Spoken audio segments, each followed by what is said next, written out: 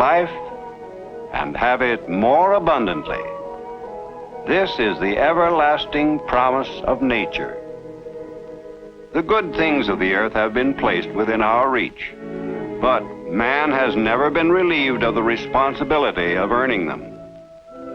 He has had to gain wisdom and understanding to adapt this incredible goodness to his needs.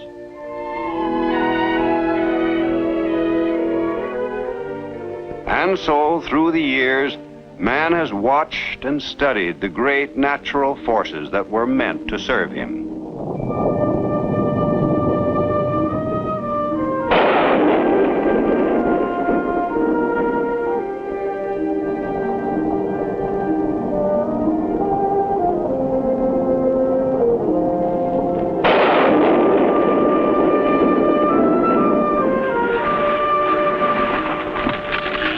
Electricity was once a frightening thing, but not anymore. We have learned how to channel its power into telephones, radios, refrigerators, electric lights.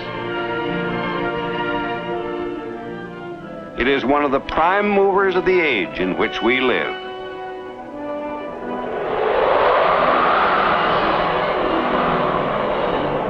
The wind was a wild, untamed thing, comrade of space and the stars, until man learned how to make it work for him.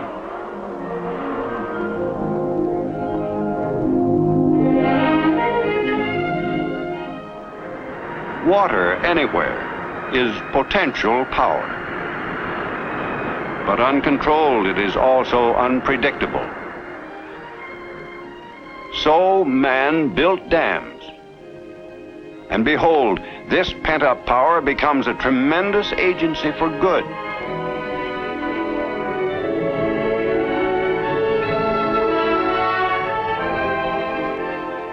Here is desolation. Good land once, until man let the topsoil wash away. But topsoil is the very source of life, and man is learning to conserve it so that nature may give more abundantly of all the growing things of field and hill. In his endless struggle to avert starvation, man has been striving for a better understanding of nature's laws. The gains he has made are witnessed in our bounteous crops. Even so, and quite as the Bible warns us, there's a time for sowing and a time for reaping. But the time for reaping is so very short. That perhaps is why man has always made so much of harvest, made it a time of festival or prayer. For he knows his life depends on swiftly gathering in the bounty nature gives him.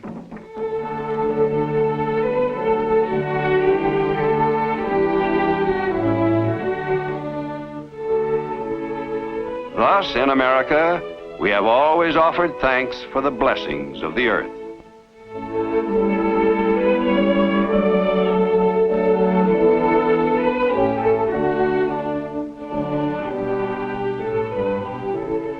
Which reminds us how the harvest tided our forefathers through lean and hungry winters. By the same token, spring has ever been a time of rejoicing, of joy in the promise of still another harvest, when field and tree again bring forth a profusion of delicious gifts that beckon us to come and gather in. But nature has a way of holding out her bounty, then snatching it away. All too quickly it is gone. True, it serves to re-enrich the soil, but as for man's immediate needs, a total loss. Of course, all growing things are contained within a protective covering. But it occurred to man that if he could provide a permanent protective covering for the bounty of nature, he could then readily extend the harvest season until every day in the year became a day of plenty. A simple idea, but one of great promise. Today, its perfection is a man-made miracle, We refer to it, and rightly so, as the miracle of the can. But we've been talking about man as if women didn't exist, which is most unfair. Let's go back to a hot summer's day around the year 1900, when in households across the land this was happening. You know, Lucy, if we can get all these tomatoes put up today, we can start on the corn tomorrow. Ooh, that'll be good. Heavens above, Jim, the last thing we need right now is more tomatoes. We got twice what we can put up now. I mean it, Jim. Take them back outside and don't bring any more. Now, don't take off on me, Martha. It's not my fault we had so many this year. Fact is, I figured you'd be glad we got such a good crop. Oh, of course I'm glad, but I haven't got time to put up any more. All right, all right. What'll I do with these? Oh, feed them to the pigs.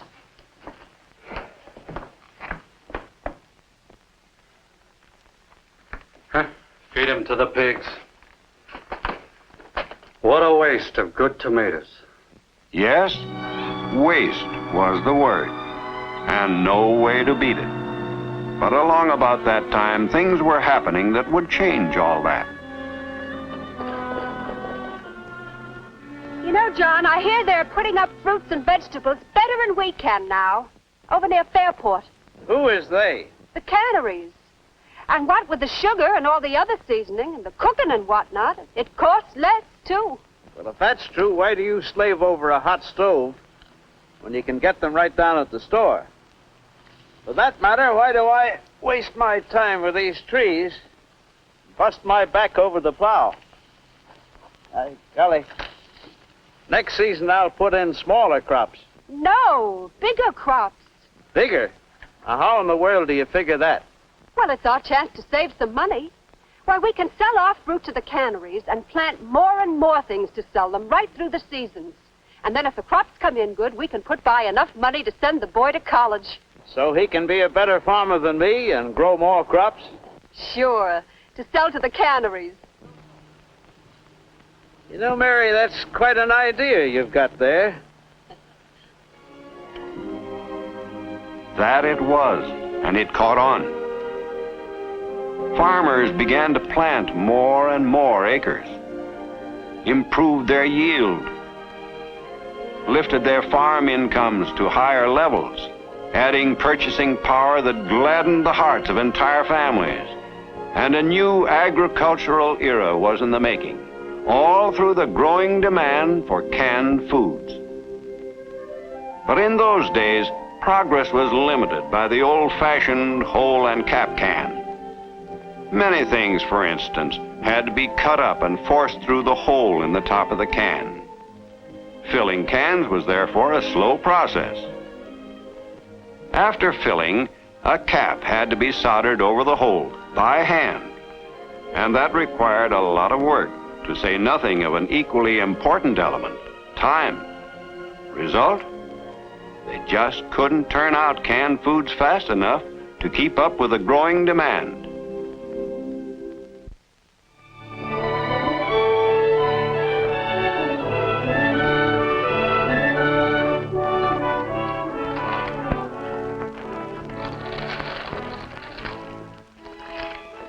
Careful.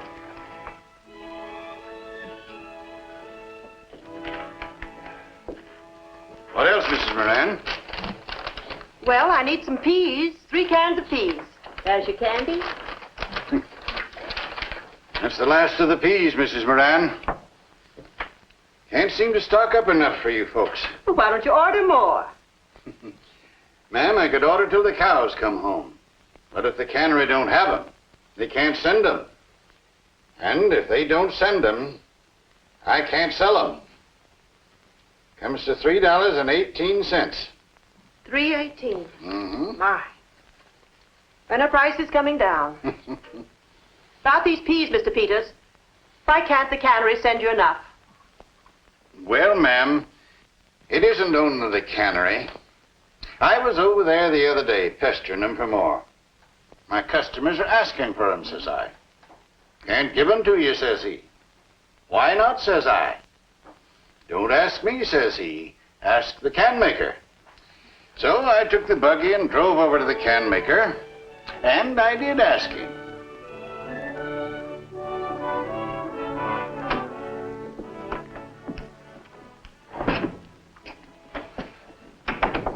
I know you folks. You can't be told. You've got to be shown. So let's take a look around. Now, here's where we cut the body blanks.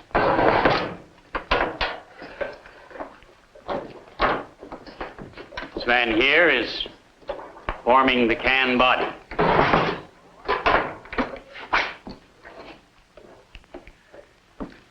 Here he's soldering the side seams.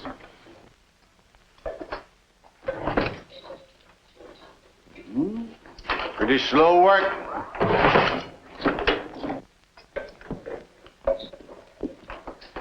And over here, they're soldering on the tops and the bottoms. Say, Frank, our friend here is hollering for more canned goods. How many cans do you think we'll turn out today? We can figure on maybe 600. There you are. I've got 3 men soldering here. They can turn out only 600 cans a day. We got calls for a lot more than that. Why don't you hire more men? You find them and I'll hire. Solderers don't grow on trees. But by golly, fruit does. The crops are coming in right now. Canneries are crying for cans. And you think you got problems? Now, mind you, ma'am, our local can maker's as good as any of them. But it's just that can making is a slow process. Here, Jimmy, come over here. I want to show you something, son.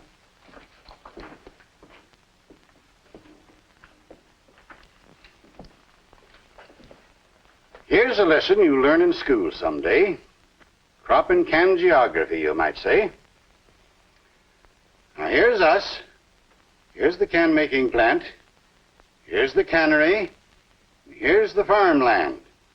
Farmers are planting more land all the time, putting in more and more crops, because the cannery is here to take care of them.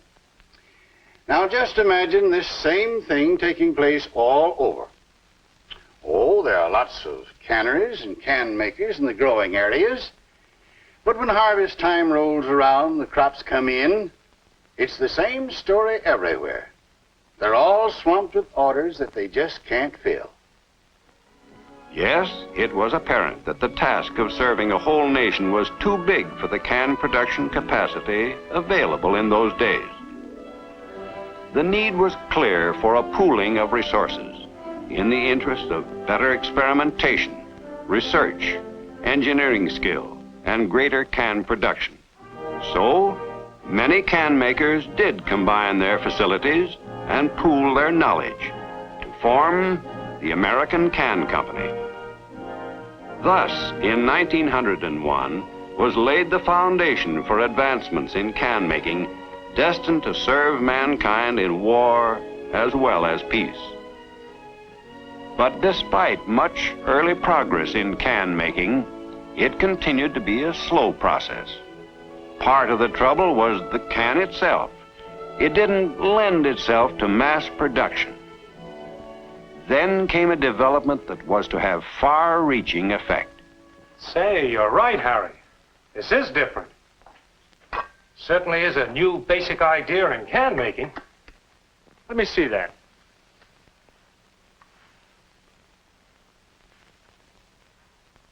No hole in the top? Nope. Canners get 'em with this end entirely open, so they can pack whole tomatoes or peaches or other fruits and vegetables in this can. Don't have to cut things up. Consumers will love that. How's it sealed? Solder? No, that's another advantage, Jim. No solder on the ends at all. No solder? Well, how? Well, we've got a machine that crimps the ends on with a rubber composition gasket to keep them tight. It's slow, but with your help, I think we can figure out a way to speed it up. You know, it seems to me that canners should be able to fill and close these faster than the old hole-in-cap can. And it'll cut their cost down. What's it called, Harry? The sanitary can. Sanitary can. Mm-hmm. Good name. By golly, if we just work out a way to turn these out in quantity, and fast. That's just what's needed, fellas. Let's get to work. And get to work they did, making improvements both in the can and the machinery for its mass production and efficient use in canneries, and also in plants packing a host of non-food products. But while their efforts and those of many others were limited by the engineering developments of their day, by the continued necessity for much handwork, they were destined to revolutionize not only an industry, but the distribution techniques, the shopping habits, the very standard of diet of hundreds of millions of people. For as combined knowledge and increased experience of these pioneer can makers began to catch hold, the tempo in each plant quickened. The volume rose. 10,000 cans a day, 25,000, 50,000. Yes, man finally had created the real answer for preserving the fruits of land and sea indefinitely. Thus, farmers were encouraged to plant more land and sell their increased crops to the canners. And the swing to more profitable farming lifted property values everywhere. The same expansion was going on in the fishing industry and the meat packing industry. Better breeds, bigger herds, due to the greater capacity of packers to can meat products. All this because the can-making industry had faced and met nature's challenge. Here is my limitless bounty for the taking. Protect it well. So today, man controls the use of nature's gifts far beyond the time of harvest. At last, man has the means for using the natural resources of this great land to the utmost intended by its creator, thanks to the formation and growth of a great enterprise. Moreover, far more people, earning far more, have a part in this industry today than could possibly have found employment under the antique methods of the past. Today, the can-making industry turns out billions of metal cans a year. Why, one modern can line alone produces over 200,000 cans in a single day. Remember Frank and his 600 cans a day? Well, it would take Frank with his old-fashioned machines and more than 60,000 can makers working with him, at least 25 years to produce the billions of cans turned out by the industry every year. But, as in countless other industries here in our country, each man on a can-making line today produces far more because of the modern equipment he has to work with. Naturally, this greater production means higher wages, higher standards of living, and even lower food costs for us all. Now let's see how this manufacturing miracle is brought to pass. It begins here with steel. Steel made to exacting specifications determined by the can makers' metallurgists, men who have pioneered with steel producers to achieve this superior product for can-making needs. These particular sheets of steel are already coated with a very thin layer of tin, and thus called tin plate. In making cans, it is necessary to ensure the absolute protection of their contents when the cans are later filled and sealed. So the coating being added here is an additional protective enamel lining used for certain products.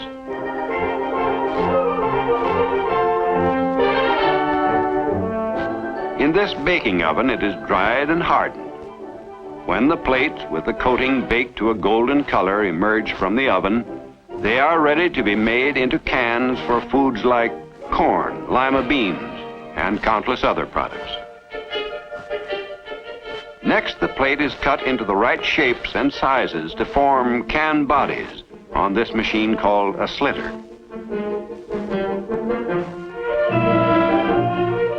These are body blanks.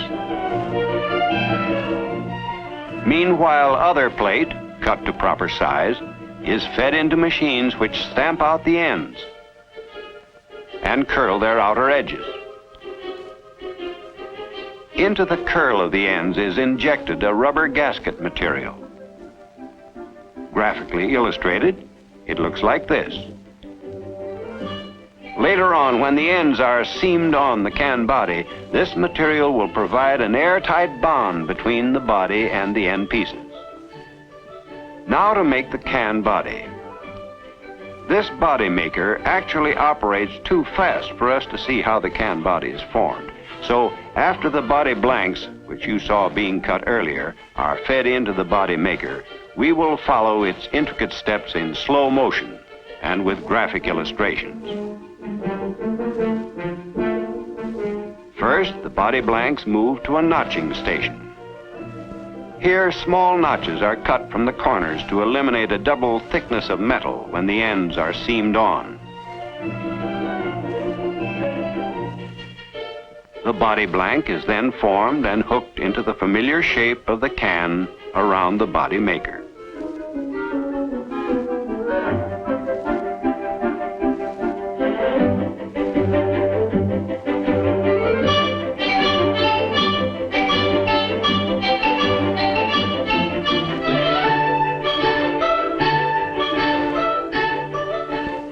Next, they are bumped to form and tighten the side seam.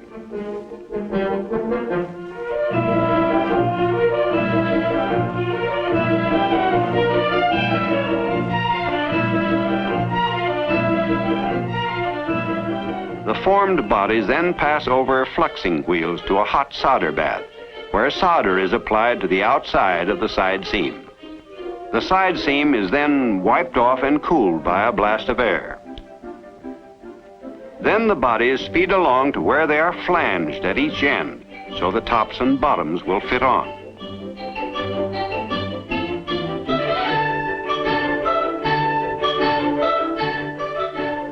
Here you will see why the body blanks were notched.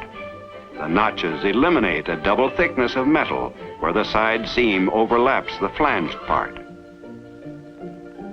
Only two layers come together at this point, thus permitting a perfect seal when the end pieces are seamed on. Here in the can-making plant, only one of the end pieces is double seamed in place, and the other end left open so the cans may be easily filled at the canneries. This operation is extremely important. It calls for the utmost precision.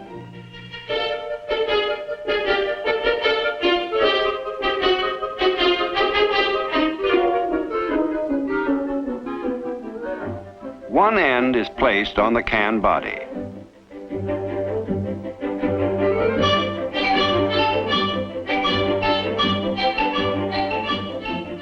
It curls over the flange on the body in precisely the right amount.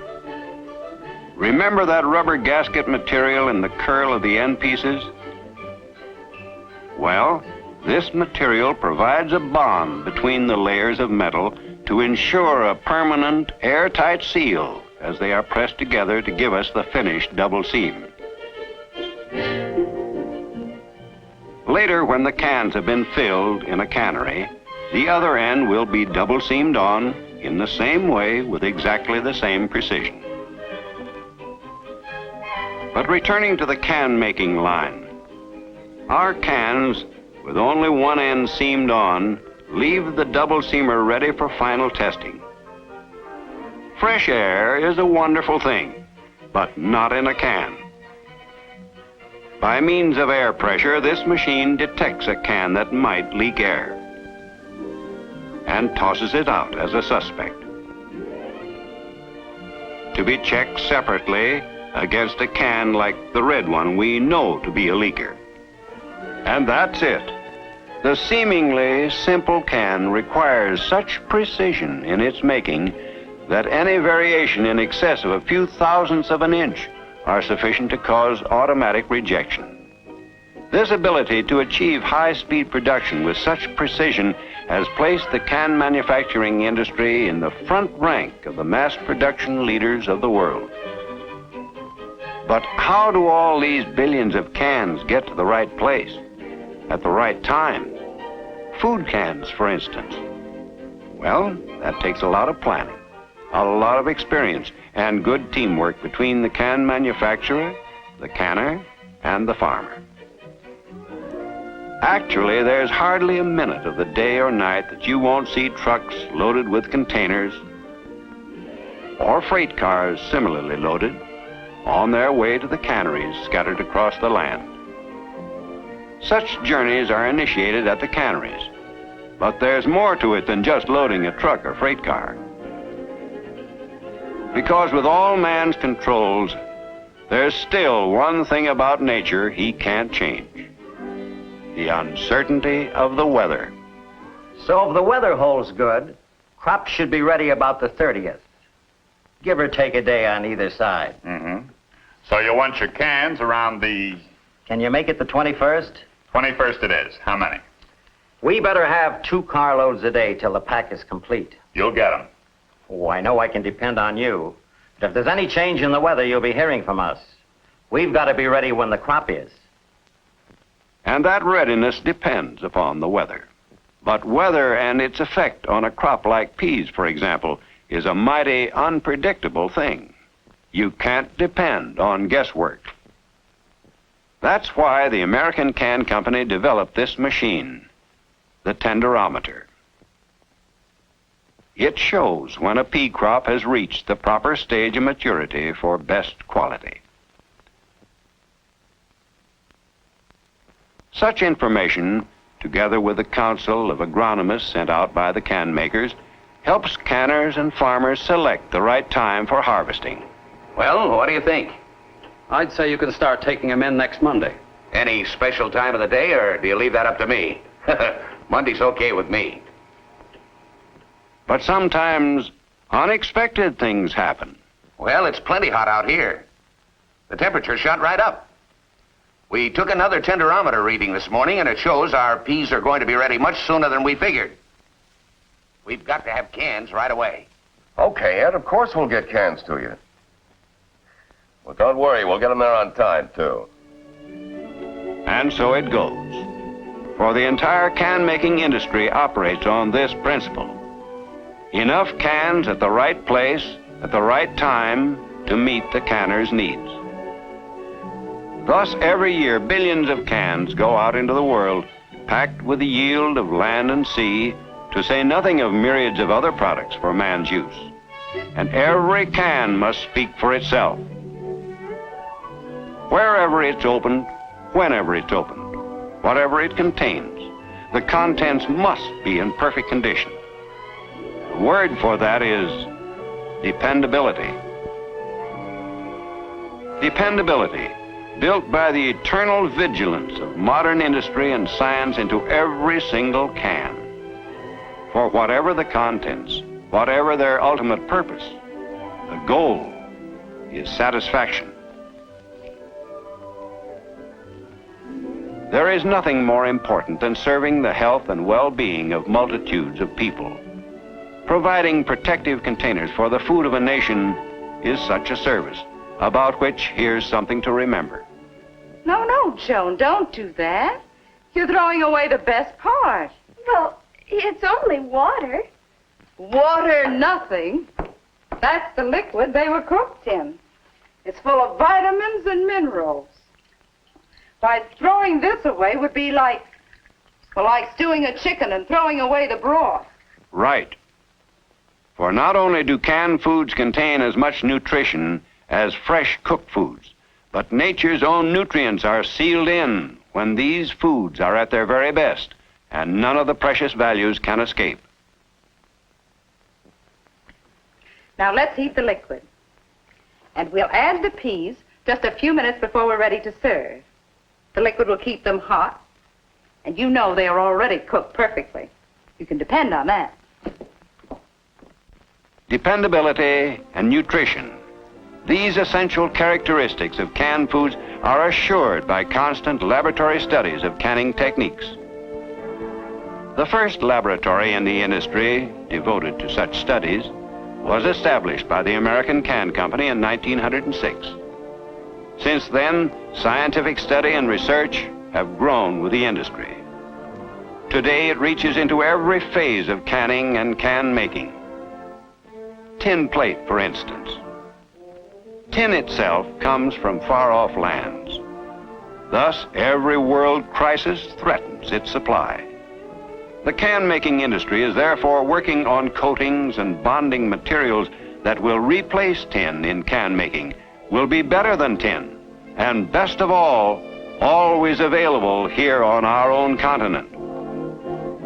Thus, industry constantly looks to the combined skills of science and manufacturing to solve many problems which directly affect our daily lives. For instance, behind this simple, familiar twist of the wrist lies a story of teamwork typical of the achievements in the can-making industry that bring the homemaker convenience and satisfaction. Here's how it came about. Ed, this is Mr. Ward, the coffee roaster I told you about. Mr. Ward, meet Ed Allen of our research staff. Pleased to meet you. How do you do? Tell Ed what you're up against, Mr. Ward. Well, it's short and sweet. We pack coffee. Here's the container we're using. It's good, but it's not airtight. Now, you know coffee, when it's freshly ground and exposed to air, naturally loses freshness. And there goes our flavor. After it's been on the shelf for a while, you can guess what we've got. Mm-hmm. Stale coffee, probably, if it stays there long enough. Right, and folks don't like it. Well, there's only one real answer to that. Since it's the air that ruins your coffee, you've got to take the air out of the can. A vacuum coffee can is what you need. That sounds good, but I've never seen a vacuum coffee can which was easy to pack and easy for the housewife to open. Well, those are our problems. And they're tough ones. Let's work on them. It's sure a puzzler. You've got to develop a can strong enough to hold a vacuum, and yet will be easy to open. Let me think it over a while. I'll try to come up with something. But I warn you, it may mean designing machinery to produce it. You let me worry about that. Call me when you get an idea.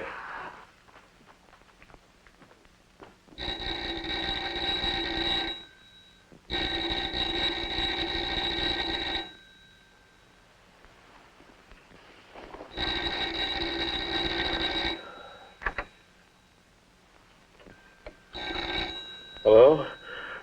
Hello? Phil, this is John. Got a pencil and paper? Huh? Wake up. This is what you've been waiting for. Grab a pencil. All right.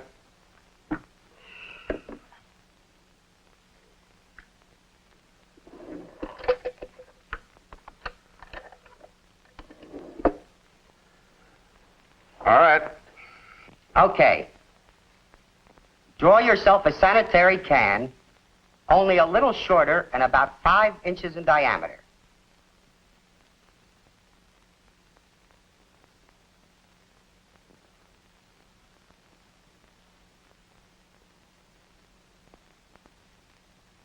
Got it? Yeah, go on. Now, draw a bead on it about 1 inch from the top.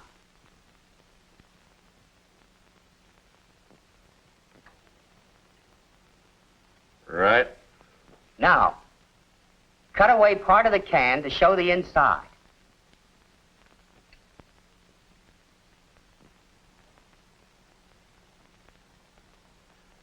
Okay. Now, inside the can, draw a collar from the bottom of the bead up to the underside of the cover and add a curl to the top of the collar. I've got it. All right. Now push the bottom of the collar into the bead to hold it in place. And just above the bead, draw a double score on the outside of the can. Go ahead. Now, at the end of the score, over the side seam, add a tongue about a ½ an inch long. Right. Now, can you make that? Sure we can make it, but what is it? What is it? Well, put a key on it to wind off the scored strip. And that's our new, easy opening vacuum coffee can. John, I think you've got something, but how about vacuum packing? Well, John had the answer for that, too. After the cans are filled with coffee and loosely covered, they pass into a chamber where a vacuum closing machine draws out the air. Almost at the same time, the covers are tightly double-seamed on so that no air can possibly get back in. So from then on, the vacuum coffee can not only solved the roaster's problem of protecting his product's freshness, even though months or years might pass before the cans were open, but it also met the consumer's demand for easy opening. More than that, it led to other developments that make the housewife's job easier, for it was an ideal container for a variety of products, especially shortening. So, for freshness and convenience, instead of this. And for sanitary protection, neatness, cleanliness, instead of this.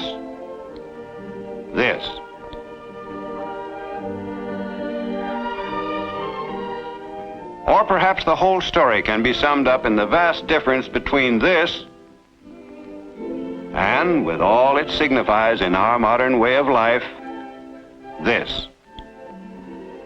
So a basic idea, adapted to human needs, is like a pebble dropped in a pool. The need is the pebble. The pool, our democratic way of life. And the answer, the ring spreading ever outward, touching the lives of millions for everlasting good. That is why this key is not just a little household gadget, but a symbol of challenges met and victories won for the good of all. Many needs, many challenges, and many answers. Whether containers of steel or paper or a combination of both, they are products of a can maker's imagination and skills. Here are some of them, just a few. All of them we know, we recognize, each one instantly familiar to us from almost daily use. Many of their colorful and informative labels, as seen on store shelves, were skillfully lithographed and permanently baked on in the can-making plant, all as part of the can-making process.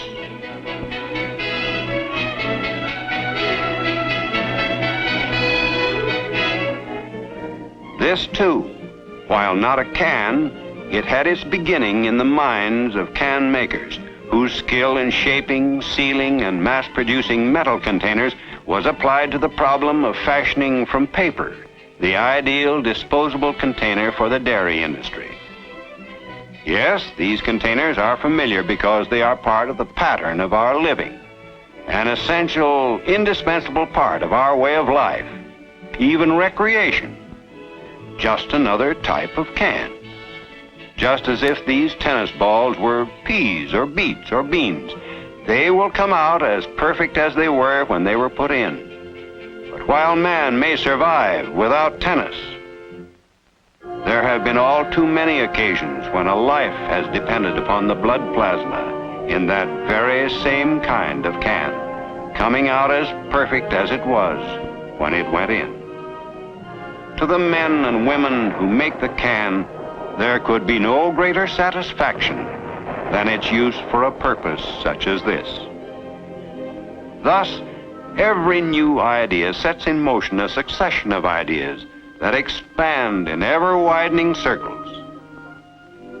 So the miracle of the can continues, bringing to countless supporting industries added expansion and prosperity, to millions of people more jobs, greater security, and a better way of life. The can manufacturing industry ranks among the first 10 indispensable industries of the world. Hundreds of thousands of men and women in the United States, Canada, Hawaii, Alaska, and elsewhere depend upon its continuing prosperity. Its bright future is theirs. This achievement, This present-day flowering of the seeds of enterprise, first planted by the pioneer can makers of America and nurtured by their successors, has truly brought about a miracle of benefits to our people. A miracle which continues daily for all people. For today, every day is harvest day. Daily we have the assurance of nature's bounty both for today and tomorrow. Much we have today, and our promise of the future is ever more and more. And just as harvest time means more than the ending of one bountiful season, but contains within itself the seeds of another fruitful spring, so this humblest little servant of your daily life contains not just a product, but symbolizes a more abundant life for all freedom-loving people everywhere in the world. This is the miracle of the can.